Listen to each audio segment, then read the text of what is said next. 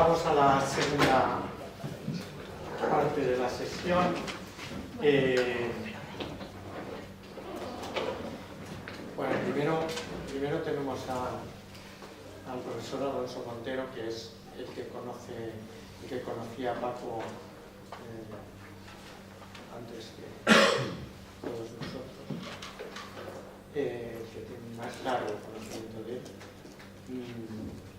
Y bueno, nada más que agradecerle, como sabéis ahora, es la máxima autoridad de la Academia Galega y ha tenido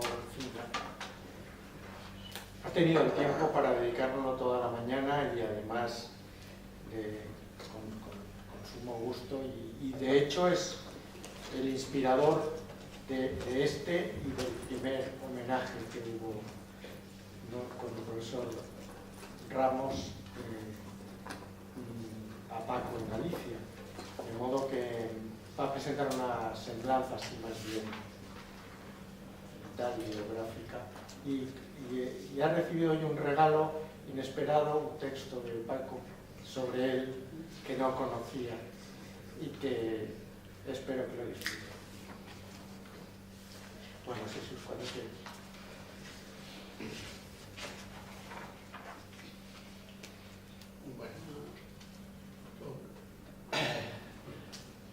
Bos días, como é clásico esta salutación na oratoria galega, miñas donas e meus señores, o que acaba de dicir Antonio Izquierdo é certo nalgúna medida, noutra medida non é certo. Eu non sei se fai falta o micrófono ou en ben, non? Sí. É certo que hai bastantes meses Chon se nos abandonou, estaba fuxido de aquí, e máis Antonio e máis eu, con moitos ramos, xantamos en Santiago pouco despois do falecemento, para min, inesperado, de Paco Fernández Buey. Como non estamos nunha sesión con xente allea, tampouco ten por que ser moi solemne esta sesión, eu a partir de agora vou chamar Paco, como le chamaba no curso 59-60 no Instituto Jorge Manrique de Palencia, Palencia con P, porque algunhas veces teño dito que fui un profesor en Palencia, os periodistas o ben mal, e creo que en internet, esas cousas, en que eu fui un profesor en Valencia e nunca fui un profesor en Valencia. Fui un ano e 3 meses profesor catedrático de Lingua e Literatura Españolas no Instituto Jorge Manrique de Palencia. Jorge Manrique, donde eu someto a consideración do sociólogo Antonio Izquierdo, que Jorge Manrique, supoño que estes versos eu comenteinos no curso de Paco, porque falando das tres vidas, nuestras vidas son os ríos que van a derramar, que se morir, allí van los señoríos derechos a se acabar, y consumir allí los ríos caudales, allí los otros medianos, e más chicos, allegados son iguales los que viven por sus manos a los ricos. Creo que é a primeira vez na poesía hispánica ou na literatura hispánica en que alguén fai unha descripción desa doble estamentación da sociedade española do século XV. Había os que traballaban e os ociosos, como dixo Marabal, o pai do que foi ministro, falando da Celestina, que falaba da clase ociosa. Calisto e Melibea, os protagonistas, son da clase ociosa. A xente aquela non facía nada, non traballaba nada. Tiña bens que traballaban para eles los que viven por sus manos. Como eu daquela empezaba a marxistizar, un marxismo bastante precario daquela, estou falando do curso 59-60, supoño que este minúsculo comentario que eu fixen destes dous versos prodixiosos de Jorge Manrique pois chegaron a un oído moito máis fino co meu, que era o oído de Paco Fernández Buey. Pero Paco Fernández Buey, aquela tivo a sorte, el ten dito que tivo a sorte no seu bacharelato de ter dous profesores no Instituto de Palencia, un que era eu e outro que era José Rodríguez Martínez. José Rodríguez Martínez foi realmente o profesor que, de algún xeito, iniciou no marxismo a Paco Fernández Buey, porque este José Rodríguez Martínez, que foi profesor de Paco 2 cursos, en sexto, en preuniversitario. Eu xa non fui profesor de Paco en preuniversitario, porque no curso 60-61, pois, pedín traslado para o Instituto de Lugo, cidade na que vou estar 16 anos, os 16 anos mellores da miña vida. Ainda que casi todos os días me chamaban a comisaría, o gobernador me metía multas, siguen sendo os mellores 16 anos da miña vida, porque son os anos das esperanzas e das utopías, que non morreron, pero en todo caso están un pouquinho máis longe. Pero hai que camiñar, como dimos versos de Eduardo Galeano. Eu tiña aquí unha especie de guión, pero neste momento recordei os versos de Jorge Manrique que non estaban no guión, e quero pensar que os comentei, porque o único instituto que había daquela, na cidade de Palencia, era o Instituto Jorge Manrique. Se supoño que hai 5 ou 6 institutos ali. Era un instituto mixto, a división era grande entre homes e mulleres, pero por razóns económicas volve máis por aquí. É dicir, mesmo no franquismo, como tampouco tiña tanto erario público, o ministerio que se chamaba daquela de Educación Nacional, pois consentía que en sexto curso, que era o curso de Paco, as 6 rapazas que había estuveran diante ao pé do profesor, como se o profesor fose unha figura moi decente, moi moral, pero bueno, parece que sí, que era máis os alumnos que están no furor da xuventude e, por tanto, cometen menos excesos. E logo estaban os demais. Por certo, Paco estaba á miña dereita, daquela. Paco xogaba o fútbol e, ademais, era bastante peleón, e eu teño nas miñas camelas aínda a pegada de algunhas xogadas de Paco, que era un tipo de moita febra, delgado, etc. Xogaba moi ben ao fútbol, e eu, claro, daquela tiña 12 ou 13 anos máis a él, e ainda que eu fora xogador, xogaba de interior dereito, decía un amigo meu para disimular, xogaba de interior dereito no equipo da Facultade de Filosofía e Letras de Madrid, cando eu tiña 20 ou 21 anos, porque eu estudei na Central, que agora chamase Complutense, pero daquela chamada Central, do ano 48 ao ano 53. O certo é que José Rodríguez Martínez, o catedrático de Filosofía, é profesor de Paco non só no curso no que eu fui un profesor, 59-60, sexto curso, senón no 60-61, en que Paco cursou preu. Eu ese curso estaba xa en Lugo, onde vou ter, por exemplo, de alumno no curso 60-61 de sexto curso a Geluco, a Anxo Guerreiro, que foi o líder aquí do Partido Comunista, primeiro, logo da Esquerda Unida, e que teño entendido que agora non está moi ben de saúde, penso visitalo se podo hoxe mesmo. Creo que aquí non estaban postos os títulos das distintas intervencións que vai haber, pero eu, como fixemos na homenaxe que se tributou no Liceo de Ourense en novembro, e onde interviu tamén Ascensión Cambrón, bueno, daquela titulábase a miña intervención unhas notas biográficas ou algo así, e eu quero dar unhas notas biográficas e un pouco do seu contexto, porque resulta que Paco, que ten 16-17 anos no curso 59-60, que finaliza o preu no curso 60-61 e que se vai estudar a Barcelona na Facultade de Filosofía e Letras, onde nos 2 primeiros anos forzosamente aínda non está na modalidade de filosofía, o que se chamaba daquela filosofía pura, dentro das 7 especialidades que había nas facultades de letras. Ten que facer os 2 primeiros anos de estudos comuns, como acontecía tamén cando eu estudei nesa mesma facultade, aínda que en Madrid. Por lo tanto, eu creo que o contacto, porque é un contacto intenso, de certa intimidade, con Manolo Sacristán, vamos chamarlle entre nós Manolo, non Manuel, con Manolo Sacristán, supoño que na especialidade, por lo tanto, en terceiro, en cuarto e en quinto. Daquela que ainda se escribían cartas. Eu sigo escribindo cartas á man, eu ainda non escribo no ordenador, non cheguei a escribir a máquina, eu teño aquí un callo tremendo porque escribo a bolígrafos, son o maior consumidor de bolígrafos que hai en Galicia. E a industria do bolígrafo está en boa parte dependendo da miña actividade, así que tampouco podo deixala. Quero decir que Paco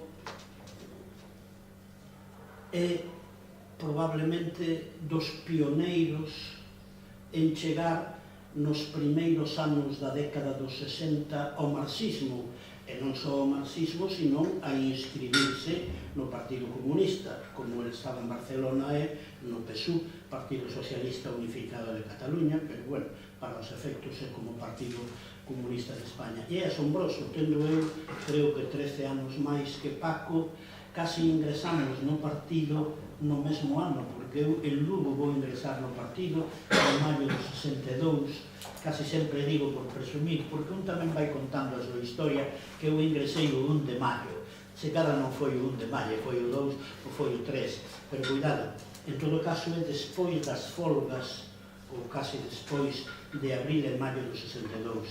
Aqueles que teñen anos, e aquí hai algúns, saben o importante que foi no discurso político, no discurso laboral e mesmo no discurso cultural deses anos do franquismo as folgas de abril e maio. De feito, aínda non están constituídas formalmente as comisións obreiras, pero persoas que 3 ou 4 anos despois van iniciar dun xeito máis ou menos orgánico as comisións obreiras están no liderado da famosa folga de abril e de maio do ano 62. Esta folga fixo tal impacto na xente que eu, que de alguna maneira vou facendo pola miña vida en Quisa cando me atopo con determinadas persoas, atópome con moita xente, algunha da miña idade, outra máis nova, é o caso de Paco Fernández Duey, outra quizáis un pouco máis bella que a min, que deciden dar o paso na loita antifranquista para facer loita organizada, e loita organizada no ano 62-63 non había máis que o Partido Comunista en España. Home, podemos falar de pequenos grupúsculos nalgúns territorios de España naquele momento, pero loita, daquela non hai. Eu diría que despois da defenestración da guerrilla, que non é no 48, iniciase no 48, 49, 50, 51, 52, é dicir, o marxismo organizado non reemerxe no mapa de España, tanto no mapa obreiro como no mapa universitario, hasta o 61, 62, 63.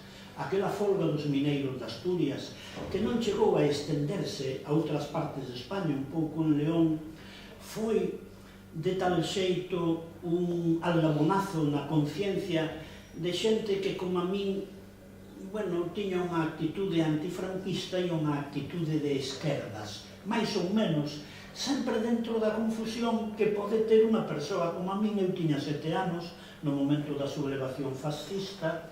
Eu non son fillo de médico, nin de abogado, nin de profesor, onde podería haber na casa libros e os meus pais terían ideas. Eu son fillo de labregos, o meu pai era un home franquista, é dicir, pola súa socioloxía, porque era fillo dun sacristán, porque fora xornaleiro ao servicio dunhas señoras ricas, e ele considerábase feliz porque o tiñan a él como xornaleiro, pero ele encargábase de traballar 4 ou 5 horas máis das debidas para que a él o contratasen como xornaleiro e non a outros. Esta é a mentalidade de meu pai. Entonces, nese momento, un tamén non sabe ser nin antifranquista. Un é antifranquista porque é antifranquista, porque aquilo é unha dictadura. É unha dictadura máis férrea do que nós sospeitábamos, porque quen sabía o que era a dictadura eran os que estaban na prisión, como Marcosana, que naquele momento xa levaba 20 e tantos anos, ou outros que estuveron menos anos que Marcosanas, pero que foron torturados, etc. E nós deso tiñamos pouca noticia. Para nós a ditadura era a ditadura máis que falanxista nese momento, a falo do ano 60, 61, 62, era unha ditadura sobre todo clerical.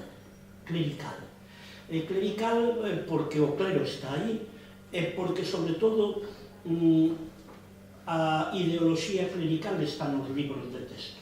Eu son catedrático de literatura española, de lingua de literatura española, nese momento sei o que son os libros de texto, sei o que son os libros de texto sobre todo de historia.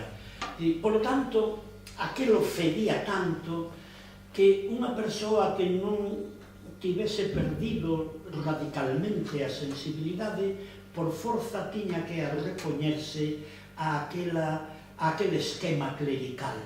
Entonces un era antifranquista e máis ou menos de esquerdas. Dixo o mellor camín, e por iso vou citar Manolo Vázquez Montalbán, que foi tamén militante do PSUV, quizás nas mesmas datas en que ingresa no Partido Comunista o propio Paco Fernández de Boi. Dixo, nosotros éramos antifranquistas de izquierdas y la única organización que nos ofrecía un puesto para trabajar colectivamente contra el franquismo era el Partido Comunista. Eu teño dito moitas veces que se daquela en Lugo, eu en Lugo desde o ano 60 a unha tertulia ou peña que chamaban os falanxistas e os curas e a xente de dereitas, que era casi toda en Lugo. Lugo é unha cidade amurallada, como saben, e as ideas entran de contrabando. Pois ben, ali decían que era a peña dos roxos, a peña dos antifranquistas, a peña dos comunistas. Comunistas ali non había ningún. Había xente, eu diría que toda antifranquista, e 3 ou 4 mínimamente de esquerdas. Eu estaba famento, realmente cobizoso, de atopar un lugar, un espazo, unha organización, un grupo, onde inscribir a miña actividade, porque sabía que loitar contra o franquismo individualmente non tiña sentido.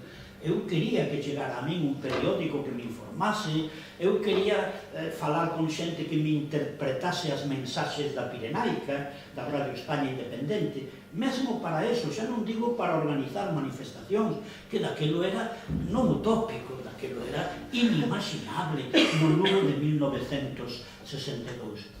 Si na miña peña, e estou vendo agora un catedrático de francés moi amigo meu, que logo foi o que encabezou a candidatura do PSOE en Lugo, e non saiu por 7 ou 8 votos. Eu fui o número 1 da candidatura do Partido Comunista no ano 77, tuve 3.000 votos. Mentres que Epifanio Ramos de Castro, que nunca tivera significación política pública ninguna, porque de min xa se decía que era comunista, e de feito os últimos 5 meses en vida de Franco estuve desterrado en Montilla, provincia de Córdoba. Pero eu tuve 3.000 votos, porque como dixo unha señora que me quería moito o día que eu fui votar, veu cara a min, íbamos eu e a miña muller votar ao colexio electoral, e dixo, mai, don Jesusiño, tenme que perdoar. E dixo, que lle terei que perdoar a esta señora? Pois mire, tenme que perdoar, porque eu non o votei a vostede, porque como iba con eses, a mí ainda me votaría, porque sabía por 2 fillos que tiña, que parece que eu era bon profesor, que os atendera, con unha certa, unha certa educación e tal e que sei eu. Por tanto, a mí votaría. Pero claro, como eu iba con estes malvados, con estes falcatrueiros, con estes canallas, como iba con eses, non o votei. E a pobre muller foi sincera, porque pudo calar, e eu seguramente hubiera chegado ao fin dos meus días pensando que me votara a min, porque sei que os 2 fillos que foron alumnos meus, este é Lugo. Por lo tanto, eu ingresei no Partido Comunista porque non existía o Partido Socialista. No que eu, sen dúbida, houbera ingresado na clandestinidade, e supoño que houbera saído canto antes, ao ver que non era exactamente marxista, sobre todo cando este mago, este meigo da política que se chama Felipe González, un bo día decretou un congreso para dirimir se debe ser marxista ou non o Partido Socialista, e decidiron sacar dos estatutos eso que se chama marxismo, o cual está moi ben, pero non suprimiron as clases sociais, nin as fames, nin as desigualdades, nin as miserias, pero suprimen o marxismo, suprimen a palabra marxismo. Co cual, naturalmente, Felipe González ten o apoio de Willy Brandt, ten o apoio dos capitalistas europeos, etc. Quen vai sair é Adolfo Suárez, pero, naturalmente, a alternativa vai ser, como logo se demostrou, moi pronto Felipe González. Eu teño 3.000 votos e o meu amigo Epifanio Ramos de Castro debeu de ter 30 e tantos mil, non saiu por media dúcia de votos. Por isto estou contando que é asombroso. Paco foi alumno meu, eu que teño 13 anos máis que el, ingresamos no Partido Comunista case ao mesmo tempo, eu no ano 62, en maio do 62, e el, como contan, sobre todo neste número, que esa precisión eu non a tiña, no ano 63. E estos son as folgas de abril e maio, Aquelo foi un aldabonazo na conciencia da xente de izquierdas, e a xente de izquierdas inscribiuse onde tiña que inscribirse, non había máis que unha porta aberta que era o Partido Comunista. Algúns, é dicir, deixaron o Partido Comunista, quizáis antes da morte de Franco, outros, é o caso de Manolo Sacristán e de Paco Fernández Buey, moi pouco antes das primeiras eleccións chamadas democráticas. Eu agora non falo de franquismo e democracia, eu que son profesor de lingua, e a terminoloxía é moi importante, tamén é revolucionaria. As cousas chamanse como se chaman, é dicir, hai o franquismo e o posfranquismo. Porque chamar a isto democracia...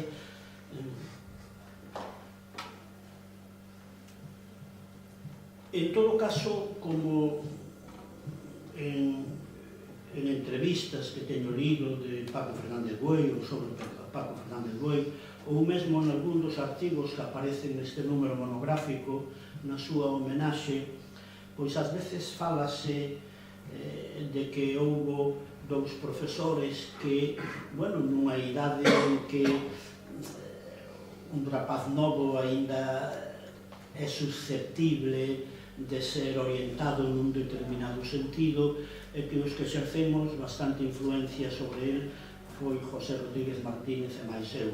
Eu creo que a quen hai que tributar homenaxe aquí é a José Rodríguez Martínez, que era catedrático de filosofía, era o meu tempo, un ano máis vello, era un home moito máis sabio que a min, sabía alemán, e fixera unha tesi sobre Heidegger. Dirán vostedes, bueno, Heidegger foi un nazi, bueno, ese é un capítulo da súa biografía, pero bueno, Heidegger é o autor do Ser e o Tempo, sabía alemán, pero neste momento todo o alemán que sabía José Rodríguez Martínez estaba opoñendo ao servicio, por exemplo, dos primeiros escritos de Marx, que daquela non deixaba de ser unha novidade.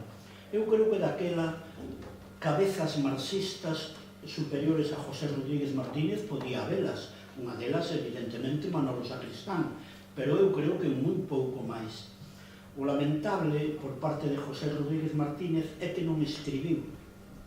Paco fala nunha destas entrevistas de que quedaron pasmados profesores e alumnos cando, na inauguración dun curso, el diu ano 59, debe de ser o ano 60, porque a inauguración do curso do ano 59 no Instituto de Valencia fixena eu, e fixena eu falando do Padre Sarmiento. E de paso aproveitei para falar das linguas minoritarias, é o caso do galego, e de linguas artificiais maioritarias, como é o caso do esperanto, porque o noso Padre Sarmiento, como saben é pontevedrés, nacido no Bierzo, en Vilafranca do Bierzo, chegou a crear, polo menos para a escritura, un idioma universal, en certo modo, parecido, e que preludiaba o que logo sería o Irlos, o Volapük, ou esperanto.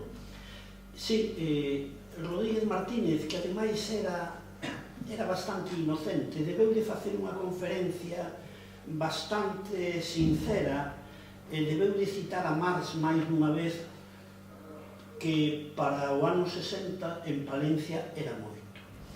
Entón, de feito, Paco, que foi alumno de filosofía durante 2 cursos de José Rodríguez Martínez, bueno, xa chega preparado para que cando ten a sorte e o privilexio de relacionarse como alumno, como amigo, como discípulo, como lector con Manolo Sacristán, é dicir, Manolo Sacristán ten pouco xa que facer aí, e ele ingresa no universo intelectual de Manolo Sacristán e tamén no universo político, porque era militante do PSU Manolo Sacristán. Pero eu creo que o importante son as folgas de abril e maio. É algo que acontece no 63 tamén, o fusilamento de Julián Grimao. A xente ten que saber moita historia para decatarse o impacto que foi na conciencia, home, se cadra de 600 ou 700 españois, non máis. Pero bueno, eses que son profesores, que son periodistas, que son novelistas, que son poetas, etc., etc., etc., pensemos que daquela todo o mundo que ten unha certa significación esquerdista ou está dentro do Partido Comunista ou está nos aledaños do Partido Comunista. Podría citar a Alfonso Sastre, a Castilla del Pino, a Jesús López Pacheco, a Blas de Otero, a Gabriel Celaya, etc., etc. Non se pode facer a historia de España nun 95% xusto nestes anos decisivos sin a militancia do Partido Comunista ou a militancia dos que están próximos ao Partido Comunista. En este momento ingresa no que son Paco Fernández Rey. Pero Paco Fernández Rey, que é fundamentalmente discípulo de Manolo Sacristán, foi fundamentalmente discípulo nunha etapa da súa prehistoria como marxista deste José Rodríguez Martínez. Logo é certo que, claro, en Barcelona non é Palencia, nin é Lugo. Eu en Lugo non tiña con quen falar.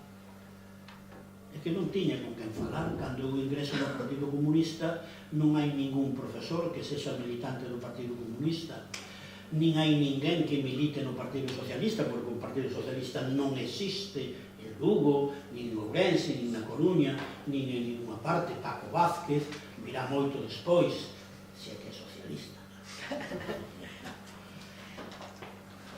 Ali vais encontrar con Emilio Lledó, e vais encontrar nin máis nin menos que con José María Valverde. Nunha entrevista que aquí se recolle, di unha cousa moi bendita o noso Paco, dice: era un cristiano de outra galaxia.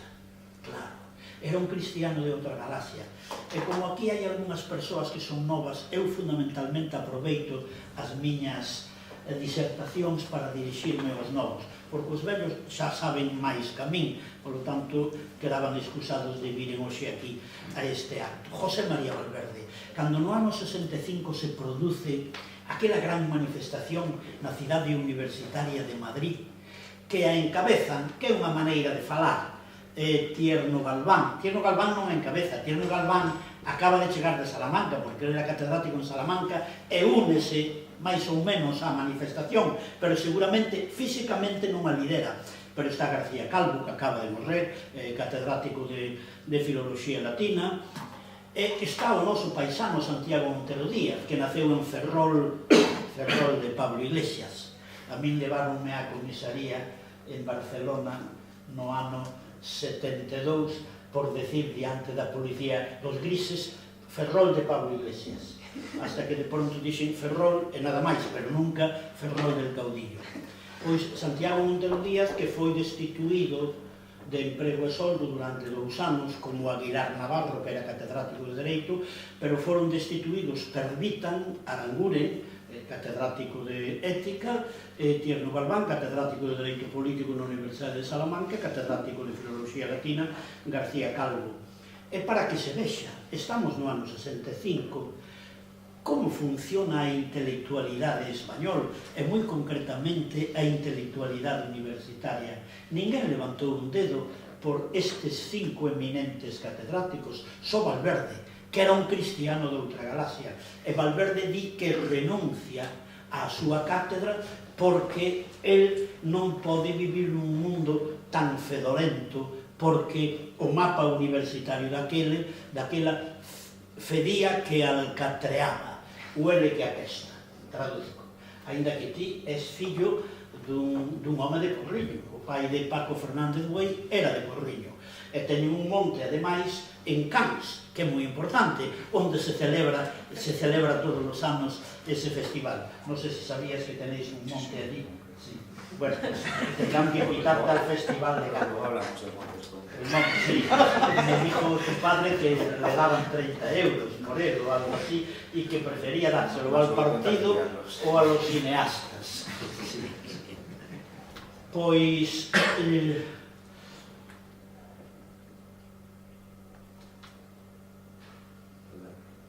para que se vexa o que só Valverde dimitiu. E logo Tobar, que como saben viña da Falanxe, Tobar por saber alemán e por ser falanxista, foi o intérprete da famosa entrevista en Endaya entre Hitler e Franco, Antonio Tobar, que era xa no ano 36 un home que destacaba como filólogo latino, máis que filólogo grego. Este Antonio Tobar é, como leí en Entralgo, etc., daqueles falanxistas que se van afastando do réximen de Franco, primeiro da Falanxe e logo do réximen de Franco, e Tobar, sin dimitir, solicita unha praza nunha universidade de Alemanha, non sei agora en cal, pero isto é irrelevante, e estes son os únicos xestos que hai no mapa universitario español entre catedráticos e non catedráticos en solidariedade cos 5 sancionados da famosa manifestación de abril de 1965. Pero este Valverde, por lo tanto, aquí xa se falou, é dicir, esa cousa tan fermosa que ten nas páxinas que comentaba Chon, pero noutras páxinas, e fala das persoas veraces e bondadosas. Eu coñezo algúns comunistas, por exemplo, agora estou pensando en 3 ou 4, pero sobre todo nun.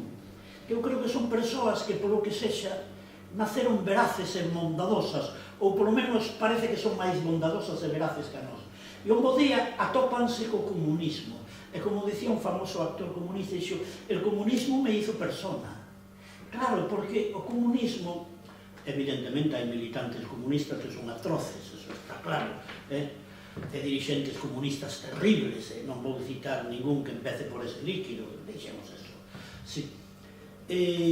Pero eu estou pensando nestes, un deles está pensando nel tamén o noso camarada Pepe Abades, que vive con 91 anos nunha aldea da Fonsagrada, no norte da provincia de Lugo. Son xente boa, porque hai xente que basta velos, pola fe, polo xeito de respirar sabemos que son bons. O que pasa que, como di Bertolt Brecht, non se pode ser bo nun mundo de ruíns. É imposible, é imposible. Pero hai xente que sí, que é máis boa que a outra. E de pronto topan co marxismo, topan co comunismo e topan con xente que militou no Partido Comunista e din, tate, hai toda unha teoría da historia e unha teoría da sociedade e mesmo unha prospectiva, unha teoría do futuro pola que quizáis algún día vai haber unha sociedade onde eu poida ser definitivamente bo. É dicir, bo ao 100%, porque nesta sociedade non o podo ser. Isto é o que lle pasou. Paco tivo a sorte, non a sorte de terme a min de profesor de literatura, porque eu daquela era un tipo moi inocente, en todos os sentidos da expresión. Tivo a sorte de ter de profesor a José Rodríguez Martínez, logo de atopar a cabeza prodixiosa de Manolo Sacristán, pero homes como Emilio Lledó. Eu estudiei con Emilio Lledó na Facultade de Letras de Madrid, porque somos do mesmo curso, e ainda que logo, a partir de terceiro, separámonos, porque foi a filosofía pura e eu fixen filoloxía románica, pero encontra un home que vende o cristianismo, dicir, coa carga pexorativa que ten o cristianismo para toda a xente de esquerdas naquele momento, porque o cristianismo é sinónimo casi sempre de Rouco Varela, que xa existía. Rouco Varela tiña 50 anos, 60, 70, estaba ateigado de Roucos Varelas o mapa de España. Rouco Varela é un máis. Entón, encontrar un cristiano de outra galaxia. Eu coñecín a Valverde físicamente no ano 76 en Toronto. O pobre marchouse para os Estados Unidos, fuxindo do mapa universitario español despois daquele xesto de solidariedade, e logo ten a sorte que cando os fillos, a mala sorte, tenen 18 ou 19 anos, mandanlle nos Estados Unidos os fillos ao Vietnam. E antes de que les manden os fillos ao Vietnam, ele trasládase como profesor universitario a Canadá, e por eso evitou que foran os seus fillos a Vietnam. Ali mo encontro casi en vísperas de virse, porque isto é marzo, eu mesmo estaba amnistiado daquel pequeno desterro que tuvera en Montilla, e ele tamén estaba amnistiado, e meses despois veu xa de novo para a Universidade de Barcelona, onde foi profesor era catedrático de estética, e E todos vos recordades esa maravilla. Cando Valverde lle comunica desde Barcelona a Aranguren. Aranguren é catedrático de ética en Madrid e era catedrático de estética en Barcelona. Dice, bueno, querido José Luis, yo no puedo aguantar esta cosa y por vosotros, sobre todo por ti, yo dimito, no puedo estar en esta universidad. E Aranguren fíxose famoso, mundialmente famoso, por aquela resposta: no hai estética sin ética. Era catedrático de estética Valverde e era catedrático de ética o que lle escribías. Non hai estética sin ética. Pois ben, neste momento, neste esquema, nestas coordenadas, chega o marxismo e chega mesmo a organización do PSUV casi un rapaz, ou polo menos daquela un mozo novo que se chama Paco Fernández Buey. Por certo, eu teño cartas, dúas tal vez, porque Paco sabía que eu admiraba moito a un catedrático de literatura, que tamén era antifranquista, Blackwell. Xa non foi profesor teu, Blackwell, non, pero vouche falar dele. Pasa que Blackwell nos últimos anos non foi un bo profesor, porque non oía nada, era un problema. Pero bueno, foi profesor de teu pai e creo que ademais fixolle teu pai un día un traballo escolar, eses que hai que facer no curso, sobre a muller no romanceiro. E bueno, con tal motivo, e ademais en algún momento lle dixo Paco a José Manuel Blecua que, bueno, que me conocía a min e por tanto tiña con ele tamén un trato así bastante distinguido. A vida de Paco, é dicir, con frecuencia non, pero bueno, hai aquí algúns textos en que os autores, aínda sabendo que van citar un tópico, non poden eludir o tópico, porque cando batemos na vida con persoas como Paco Fernández Buey, é moi difícil sustraerse a aquel famosísimo poema de Bertolt Brecht, onde di que hai persoas que traballan un ano e son bons, outros que traballan bastante tempo e son mellores, outros que traballan anos e anos e anos e son óptimos, e outros que traballan e loitan e sofren toda a vida e son os imprescindibles. Eu teño coñecido, aínda coñezo neste momento, sobre todo no mundo de Izquierda Unida e do Partido Comunista, en que ás veces en Galicia son 10 ou 12 ou 20 persoas as que o fan todo, ou casi todo, ou fan o 99% do traballo. É dicir, se non houbera determinadas persoas, é dicir, eu non sei como as organizacións irían adiante. Tanto as organizacións modestas como as que non son, non falo de xente, PP, tal e cual, eso non son organizacións, é outra cousa. Bertolt Brecht falou desto tamén na evitable ascensión de Arturo Ui. Bertolt Brecht falou desto en que hai un gánster maior que se chamaba Hitler e logo hai gánsteres menores, están no organigrama tanto do gánsterismo tradicional como no conxunto do Estado, que é unha organización gánsteril. Non, falo de organizacións de outro tipo. Paco Fernández Buey licenciase no curso 71-72, é dicir, cando xa ten casi 10 anos máis que outros colegas que se están licenciando aos 22, aos 23 ou aos 24 anos, porque neste medio veñen os castigos tremendos que lle inflixiu o franquismo, entre outras cousas, e facer o servicio militar ao Sáhara, daquela, onde, por certo, ali vai coñecer a un amigo noso e camarada noso, a Buín, polo que sempre me preguntaba, Xesús Redonda Buín, que estaba ali tamén castigado por motivos bastante parecidos. E logo asombra a trayectoria, a biografía de Paco, porque Paco saese do PSUV, pero nunca está contra o Partido Comunista, en todo caso.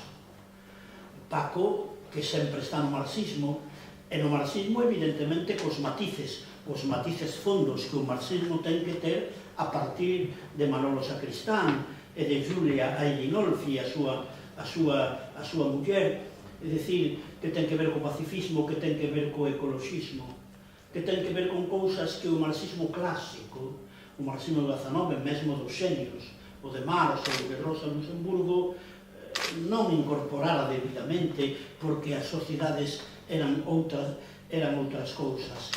Este home, eu teño encontrado con Paco en dúas ocasións, unha vez estuvemos tomando café, debe de ser nun congreso do Partido Comunista en que eu iba como invitado, Paco tamén, abrázase con el Julio Anguita, é dicir, ele non está no Partido Comunista, pero está cos comunistas.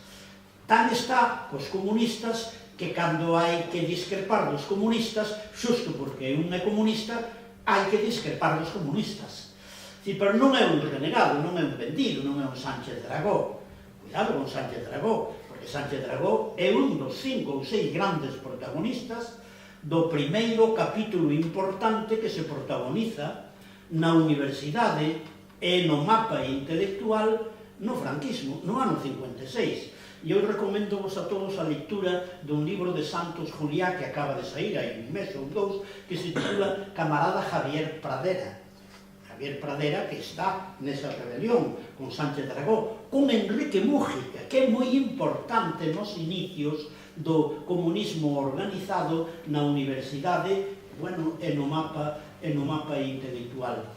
Pero, bueno, logo a vida foi como foi, uns pasanse ao PSOE, outros pasanse a outros sitios, outros son renegados e outros convértense en adversarios, en inimigos, unhas veces porque sí, porque a xente tamén ten dereito a cambiar de opinión, o que pasa que cando cambias de opinión e te pos en sitios onde che fan fotos, onde tes prebendas, onde tes isto, onde tes o outro, non sabemos se cambian de opinión per se, ou cambian de opinión por outras cousas. Paco está aí. Paco está aí e Paco ten a partir do ano 77 unha bibliografía, ten 8 ou 9 títulos, algúns foron mencionados aquí, que son un asombro. É o que nos queda de Paco. É o que nos queda de Paco. Eses libros, é dicir, vai quedar na memoria oral dos que foron os seus discípulos, vai quedar na memoria oral dos que foron os seus amigos. Pero, bueno, os seus amigos somos persoas que temos xa unha certa idade e que quizá non vamos vivir 50 ou 60 anos máis. Por lo tanto, a memoria oral non vai ser moi consistente e non moi sólida, pero, claro, vai quedar o seu libro do ano 78 sobre Lenin, e van quedar o seu libro de ensaio sobre Gramsci do ano 78 tamén, e vai quedar o seu libro titulado Alberto Einstein, filósofo de la paz, que é do ano 86, volverá sobre Einstein nun traballo importante posterior, e vai quedar un libro que ten sido traducido a varios idiomas, sin excluir o idioma que eu estou falando, o portugués brasileiro, que, como saben, é un dialecto do galego, filolóxicamente, que se titula Marx sin ismo, e vai quedar un libro asombroso que eu presentei aquí no ano 3, que se titula Poliética, nun acto que organizara o Ateneo Republicano de Galicia, cando daquela o dirixía Carlos Echeverría.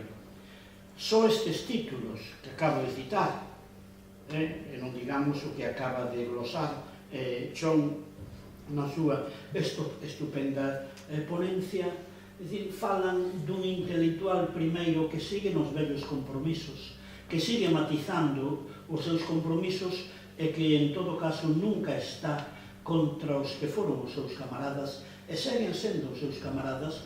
O que pasa que, quizáis, na organización os signos que un emite non terían moito sentido. Haberá que emitilos sin estar contra a organización desde fora da organización. O que eu máis agradezo a Paco é o que lle agradecín desde sempre, creo que desde o ano 65 ou 66, o seu mestre Manolo Sacristán, os traballos sobre Gramsci ou os textos que tanto Manolo como Paco traduciron de Gramsci.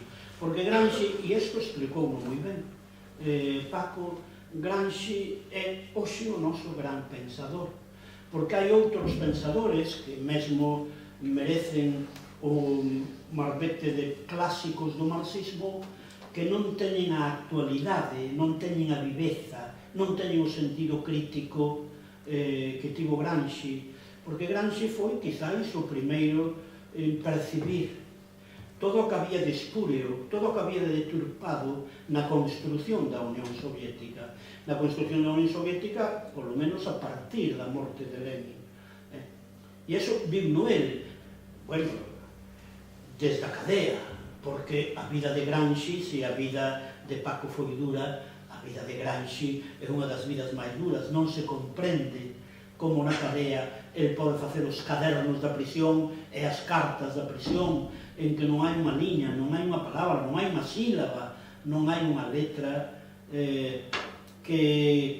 da que podamos prescindir. Eso é verdadeiramente asombroso. Era unha mente todopoderosa, por eso dixo Mussolini, hai que acabar con esa inteligencia. Non o matou, que podía haber o matado, como fixo con Matteotti, diputado socialista, pero fixo algo peor, é dicir, irlo matando pouco a pouco. De feito, cando lle dá un indulto, porque ademais pasa a Mussolini a historia por darle un indulto 15 ou 16 anos despois da prisión, el vai morrer semanas despois. Fora matando pouco a pouco, pero non matara a súa inteligencia. E hoxe está aí.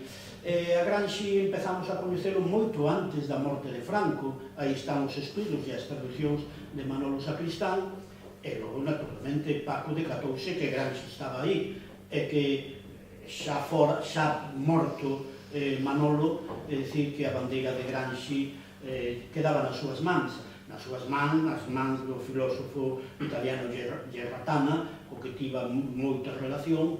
E, bueno, hai que volver a Gramsci. Eu sempre que teño ocasión digolles aos nosos camaradas, aos nosos simpatizantes, ou simplemente aquela xente que ten que ver algo coa esquerda. Coa esquerda que hoxe xa non se pode entender de ninguna outra maneira. A esquerda ou é anticapitalista ou hoxe xa non é esquerda. Por lo tanto, todos aqueles que militen do xeito que sexa no anticapitalismo teñen un mestre, un guía, un magisterio, unha orientación sempre nas páxinas de Antonio Gramsci. E logo hai cousas de Paco que a min asómbranme, porque Paco era un pouco poeta.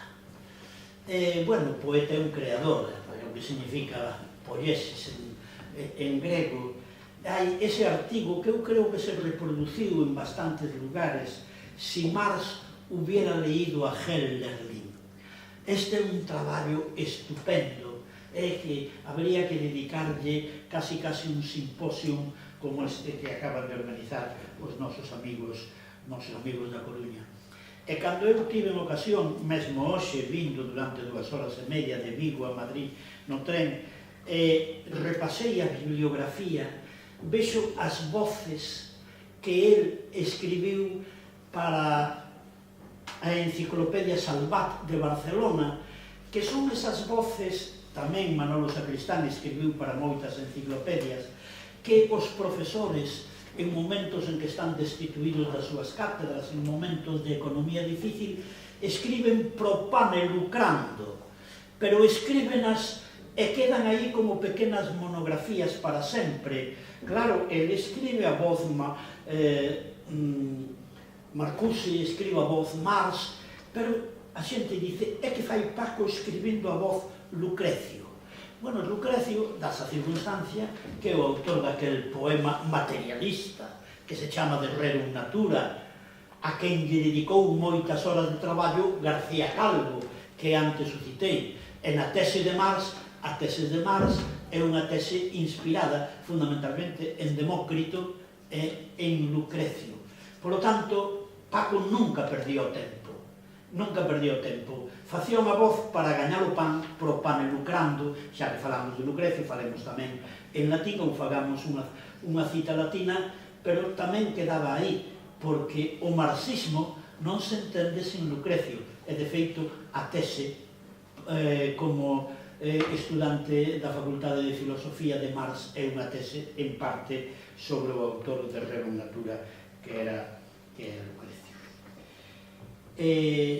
Bueno, eu fixen, ainda que tiña aquí unha especie de chuleta que viñen facendo no tren, bueno, saí un pouco da chuleta e eu quería dar unha visión tanto de Paco como do contexto, primeiro palentino, logo de Valencia, de Barcelona, logo do Saja, logo de Galicia, logo de Porriño, etcétera, etcétera, bueno, para entender un pouquiño mellor a biografía e a bibliografía de Paco. Gracias.